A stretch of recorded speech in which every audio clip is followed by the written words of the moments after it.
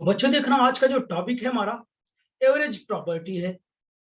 Average property, इसका मतलब ये है average properties of any thermodynamics variable, यानी किसी थर्मोडायनेमिक्स वेरिएबल की हमको क्या निकालनी है, एवरेज वैल्यू निकालनी है। तो किसी थर्मोडायनेमिक्स वेरिएबल की अगर एवरेज वैल्यू निकाले तो उसे हम एवरेज प्रॉपर्टी कहते हैं। ठीक, तो आइए देखते हैं।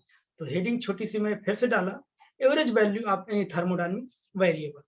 तो देखिए, तो एवरेज वैल्यू किससे डिनोट किया जाता है वो मैं बताता हूं। Average value is denoted by bar और एन सिंबल्स।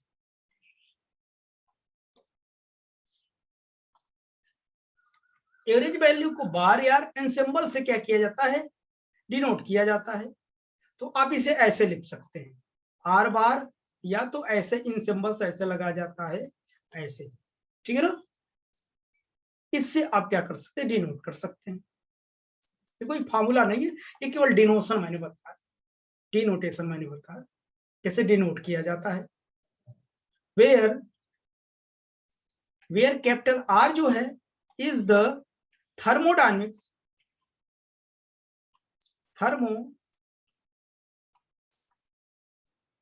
थर्मोडायनेमिक प्रॉपर्टी है।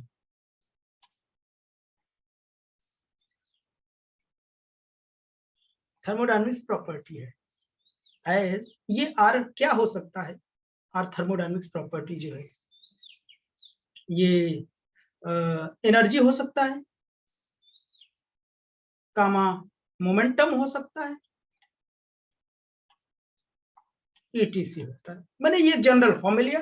आर की जगह कोई भी थर्मोडायनेमिक्स वेरिएबल हो सकता है, जैसे एनर्जी हो गया, मोमेंटम हो गया, एसेट्रा। ठीक है ना, तो इसकी जगह हम आर की जगह ई बार लिख देंगे, अगर मोमेंटम लेंगे तो पी बार लिखेंगे, या एवरेज लगाएंगे हम। ओके बेटा, तो अब देखना, इसे रखो, आगे मैं देखता हूं। अच्छा, आपको पता है, we know that the probability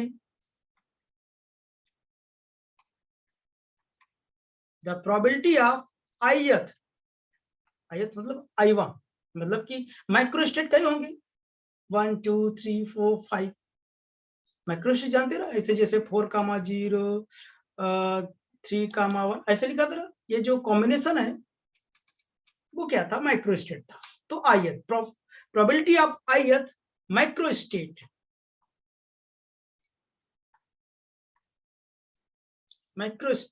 क्या हो जाएगा, इज इक्वल टू, क्या हो जाएगा, the probability of ith microstate is equal to the number of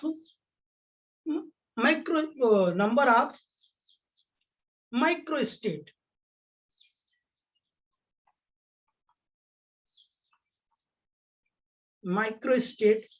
in ith microstate. याद आ रहा है नहीं, यानी number of microstate in particular microstate लिखा था ना, याद है ना, वही चीज है।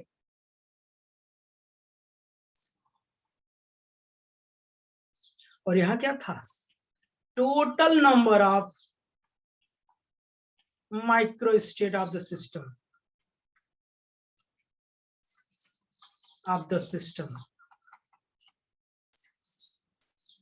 यही तो था ना, ऑफ द सिस्टम।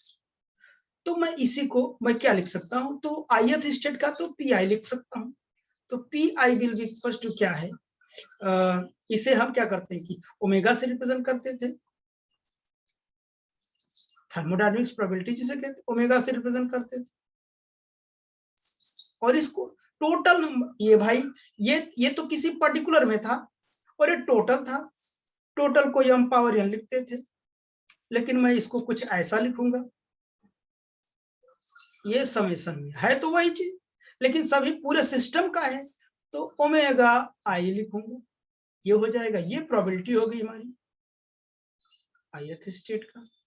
याद करो माइक भाई, जैसे 4,1 का कितना आया था, सॉरी 4,0 का 1 आया था, और 3,1 का कितना था 4 आया था। एक का तो ये हो गया और सबका टोटल निकालूंगा तो 1 + 4 इसका आया था 6 आया था, फिर 4 + 1 सिंगल का तो ये हो गया। अगर टोटल में करता तो 1 + 4 + 6 + 4 + 1 तो टोटल यही करता ना। टोटल कितना आया था 16 आया था, तो यही टोटल है नीचे वाला। कुछ जल्दी मैं बता ले जा रहा हूं।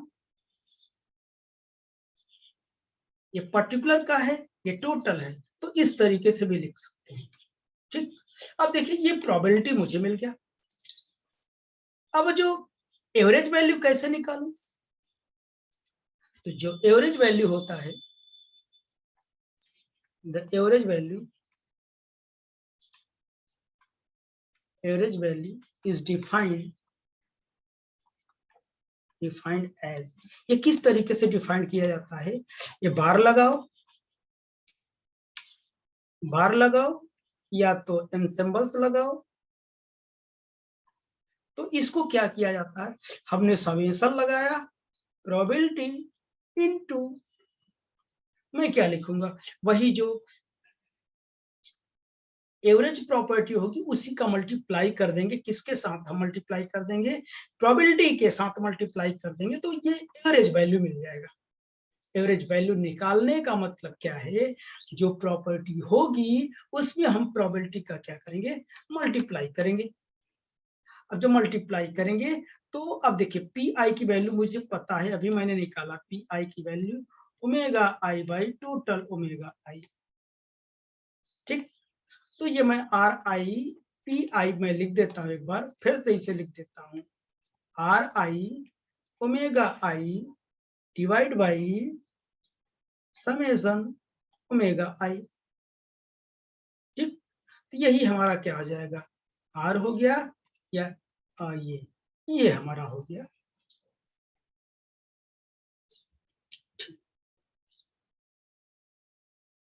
तो अब बताओ, अगर मैं ये फार्मूला मैं तो लिख दिया, मैं एक बार फिर से लिख देता हूं, ये हो गया समेशन क्या are I omega I divide by summation omega आई, यही तो आया ना। एग्जांपल देखूं, अब देखिए फॉर एनर्जी, अगर एवरेज एनर्जी के लिए निकालना, यानी कुल मिला के क्या, फॉर एनर्जी के लिए मतलब क्या निकालना, एवरेज एनर्जी बताओ कैसे निकालूंगा मैं?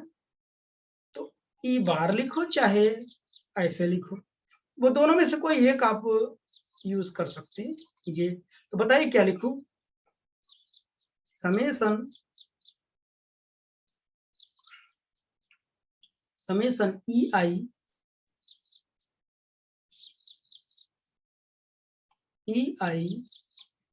Omega I divide by summation omega I.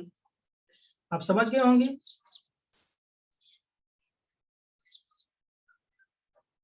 For momentum की बात करूं तो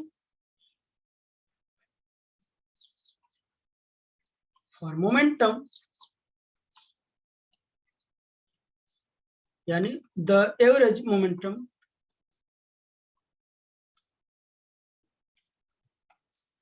डायरेक्ट बताओ, पी लिखो,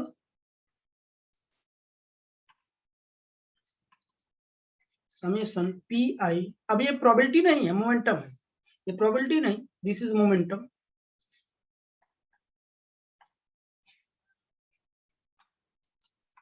ठीक, ये प्रोबेबिलिटी नहीं मोमेंटम है भैया,